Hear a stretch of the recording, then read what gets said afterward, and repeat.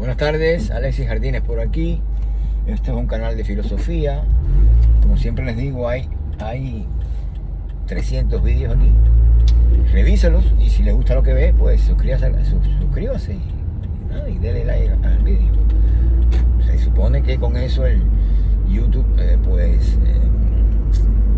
esos likes suyos, pues me ayudan a que el vídeo se difunda más, ¿no? Bueno, el punto hoy es el siguiente. Déjenme preguntarle, ¿qué ustedes creen? Si Newton era un tipo más que inteligente, sin embargo, no se dio cuenta de que Galileo lo había embarcado con su teoría cinemática. Miren, la física básicamente empieza por la cinemática. Ese es el capítulo que más desarrolla Galileo Galilei. Y sin embargo lo hace sobre bases erróneas. Y esto Newton no lo vio, con todo lo inteligente que era. ¿Por qué? Porque miren, Galileo, vamos a retroceder a Zenón para que se den cuenta. En Zenón de Elea está el germen de la matemática y de la física. En ese griego antiguo del siglo X, imagínense, 26 siglos para atrás, era siglo V antes de nuestra era. Entonces, pues Zenón con su paradoja, lo que él mostró, yo les he hablado mucho de las paradojas del movimiento de Zenón de Elea, porque esto es una cosa tan inaudita como que todavía nadie las ha podido solucionar después de 26 siglos. Y el tipo está demostrando que el movimiento no tiene un ser real, como dice Hegel. O sea, no se trata exactamente de que no existe el movimiento, aunque así se ha interpretado. Pero básicamente es eso, en el sentido que el movimiento no tiene realidad. ¿Por qué? Porque esto es en conformidad con los supuestos de la escuela heliática, la escuela de Elea, cuyo fundador fue Parménides, que era su maestro. Y si Parménides decía que todo el ser lo llenaba todo, quiere decir que no existía el vacío, etcétera, pues si no hay vacío no puede haber movimiento. ¿Y cómo demuestra esto Zenón? Pues él construye 4 paradojas y una, les voy a explicar la que más se conoce, porque es la más sencilla de entender. Él te va a decir, miren, se lo voy a traducir, ¿verdad? Como él le dijera si estuviera vivo ahora. Miren, señores, lo que pasa con esto es que lo que yo le estoy diciendo a ustedes es que lo que ustedes están observando es pura apariencia. ¿Por qué? Porque recuerden que la escuela de Elea decía, hay 2 caminos para llegar a la verdad. El camino de la opinión, que es apariencia pura, que es falso, que te transmiten los sentidos, y el camino de la razón, que es el camino del episteme, ¿verdad? Que ese es el camino de la verdad. Ese es un camino racional, no es racional. Entonces él va a negar toda esta parte de la apariencial de las cosas, obviamente. Y entonces ahí se va el tema del movimiento. Él te va a decir en la flecha en vuelo, que es su más conocida paradoja, te va a decir en otras palabras que el movimiento no puede consistir, vean ustedes cómo Zenón nunca se equivocó, no puede consistir, traducido así lo van a entender, el movimiento no puede consistir en una serie de estados de reposo. Usted lo interpreta así, usted cree que durante el movimiento un cuerpo se encuentra en una posición definida en un tiempo determinado. Transcurrido ese tiempo, el cuerpo va a ocupar otra posición, pero Zenón le va a decir una serie de posiciones estáticas no pueden tener como resultado el movimiento. O sea, de esa manera que usted lo entiende, nunca la flecha se movió, porque siempre ocupó un lugar igual a sí misma y de ahí no salió. Por lo tanto, eso que usted me está diciendo que es movimiento, eso es falso y sigue siendo así. Pero, ¿por qué Zenón decía eso? Porque estaba advirtiéndole a las futuras generaciones, sin saberlo, obviamente, de que porque ya en la conciencia cotidiana esa representación del movimiento existía, que la matematiza Galileo Galilei después con los conceptos estos de trayectorias dinámicas que él usa en su cinemática. Entonces va a ser exactamente lo mismo, identificar el movimiento con una trayectoria dinámica. Esto es un error, y esto es el error que la física ha cometido desde toda la vida, desde que inició con Galileo Galilei, que ya lo había advertido Zenón. Eso no es movimiento, eso es una serie de estados de reposo, eso no es movimiento, es una idealización, como diríamos hoy, ¿verdad? Y eso no nos sirve para nada. Entonces, déjame salir de este juego. Entonces, Newton no se dio cuenta, Newton lo siguió identificando porque para el físico, pues es más fácil que tú se lo expreses en términos matemáticos las cosas, lo ves mejor. Y entonces Newton pues se dejó correr ese error.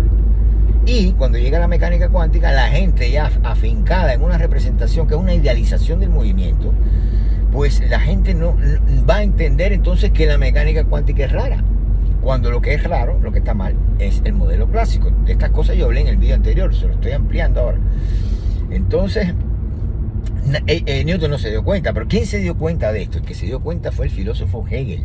Y Hegel, analizando las paradojas de Zenón, dijo: señores, miren, se lo voy a decir en una sola frase. Encontrarse significa estar en reposo.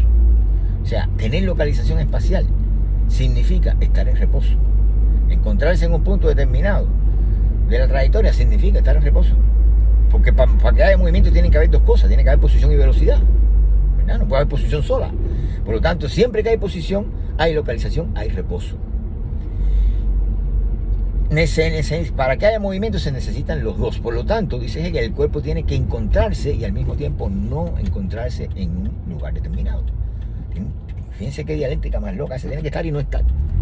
Eso, como ni Newton ni Galileo tuvieron ni la menor idea de qué es lo que era el movimiento, pues eso se quedó así en el aire. Esas cosas de Hegel, si la mecánica cuántica la hubiera salvado, hubiera entendido que el problema no era ella, sino que ella tenía que revisar y rectificar la concepción clásica que tenemos del movimiento, que es la que está mal. Por eso es que el principio de Heisenberg, para que me entiendan bien, te está diciendo, sin saber nada de lo que les acabo de contar a ustedes, te está diciendo que siempre que hay posición definida, pues no podemos determinar la velocidad del móvil o de la partícula en movimiento, de la partícula. Y viceversa, si tenemos la velocidad, no tenemos la posición. Si tenemos la posición, no tenemos la velocidad. Pero el movimiento, fíjense que la traducción de Hegel, el movimiento tiene que ser, de alguna manera, algo que simultáneamente tenga velocidad y tenga posición. Lo que no se dan de forma simultánea. Y esta es toda la dialéctica que Hegel explicó. ¿Me entiende? Ahora, cuando uno se da cuenta de eso y sabe que la misma mecánica cuántica está avalando esta interpretación del movimiento, uno se da cuenta que no hay nada raro en la mecánica cuántica, no hay nada raro en el principio de Heisenberg, etcétera, etcétera. Obviamente, si el cuerpo no está localizado, pues solo podemos hablar de probabilidad de localización. ¿Me entienden? Y cuando el cuerpo se localiza, cuando hay una posición definida, entonces nosotros estamos bregando con el reposo de ese cuerpo. Para que haya movimiento, el cuerpo tiene que estar indeterminado en el espacio. No puede estar en ningún lugar definido. Pero si solamente tenemos ese momento, el cuerpo sería energía pura, porque no hay un sólido que pueda materializar ese movimiento.